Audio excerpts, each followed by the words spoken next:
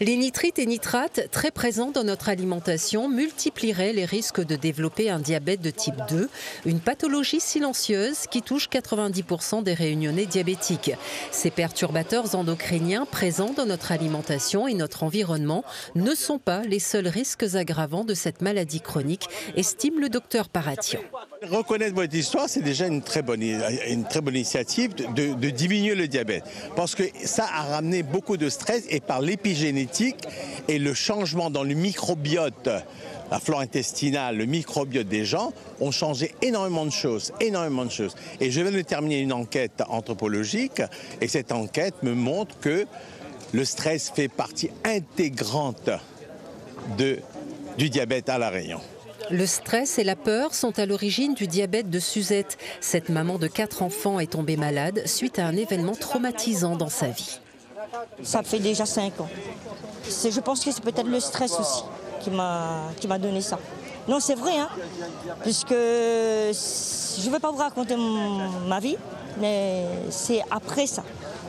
Hein. Quand on est battu, ça joue quand même. Et après, bon, c'est tout d'un coup.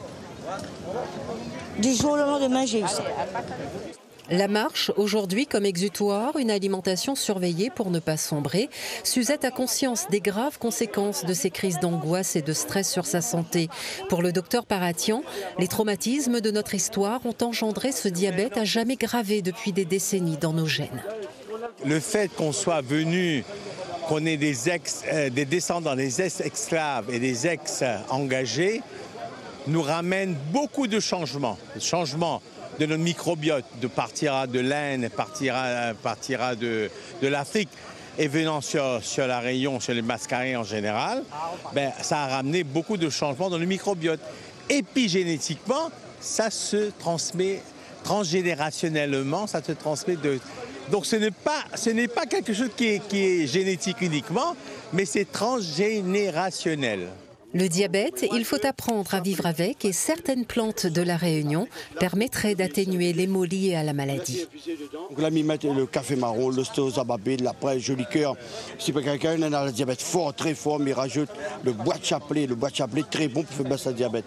Moi, je crois qu'on aurait dû même, à la limite, rembourser les plantes. Bon, c'est vrai que ce n'est pas homogène à tout le temps, mais si on prend les tisanes, on boit beaucoup d'eau, c'est déjà une très bonne chose pour La Réunion, il faut boire 13 verres d'eau par jour, au minimum.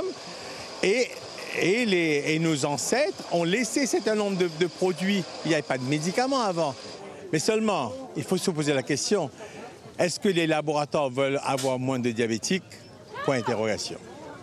Plus de 83 400 Réunionnais sont diabétiques à ce jour. 2 fois plus de patients sont pris en charge ici comparé aux autres régions françaises.